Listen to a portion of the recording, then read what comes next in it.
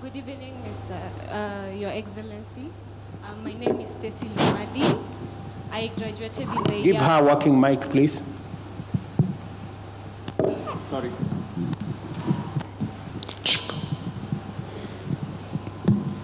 My name is Stacy Lumadi. I graduated in the year 2022, and since then I've not been employed. I understand the meaning of tarmacking. Currently pursuing Masters of Development in the University of Nairobi. And my question is on Kazi ya Maju. It's a good initiative, especially when you're looking at remittance impact on the economy. But there is a high processing fee for jobs, be it Qatar, be it Europe. Are there plans to initiate costs for those getting jobs, even if it's providing loans? Thank you very much, Ms. Lumadi. Alfred, you are the owner of that space. That's a very good question. You see, the whole essence of jobs overseas are for you to be able to live here and go get a good job. Now, there are two kinds of jobs. There are two kinds of offers, mostly. There are companies that say, we want nurses, for example, or we want teachers, or we want riders, or we want ICT specialists. And we will pay for the preparation of those candidates to come to our country. We will pay their medical fee, we will pay their air transport, we will pay money for them to do the necessary tests they need to do at the station and all that. And they pay for everything, and the agency that gets a job will probably charge you maybe 10 or 20,000 for their processing fee, or will actually be paid by those companies a service fee, so they don't have to charge you anything. And those are now 100% what quote unquote free. Those are fine in between.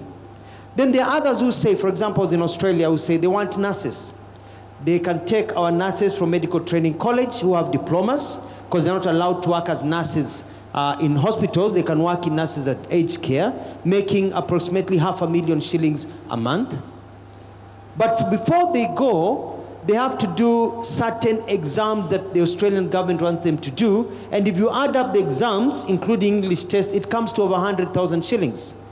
Then they have to pay their ticket to Australia, about $1,500. And then they have to pay etc. So you find that if you want to go to Australia, the Australians say, we want you here, but we're not going to pay for you to get here.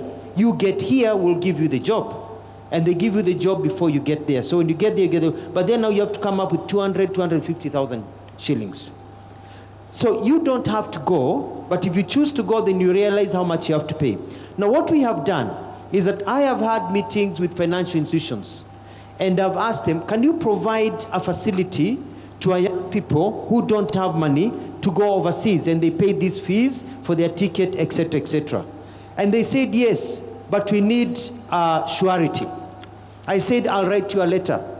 They said no, because what has happened in the past is that a Kenyan will get a loan. As soon as they get inside the plane, they block the person who gave them the money, and they don't pay back. So they have had that history. So I have told them, you can't ask for a title deed for somebody who lives in a slum, or who lives in towns where the fathers don't have, the parents don't have a farm or something, or they don't have a car. So we have agreed that they can come to your house and they can look at what you have, what your mother or father has. Uko na TV moja, uko na couch moja, and then they can cost it, and they say, we are going to give you a loan on this as a guarantor. So that now if you don't pay the loan, they take your mother's bed. So that will actually will help you actually process the loan. So we are trying many ways, and as the president has said, with the BLAs, we are pushing for companies that actually pay for some of the costs, especially the cost of air transport, which are usually very high. Thank you. I think we have something else. Can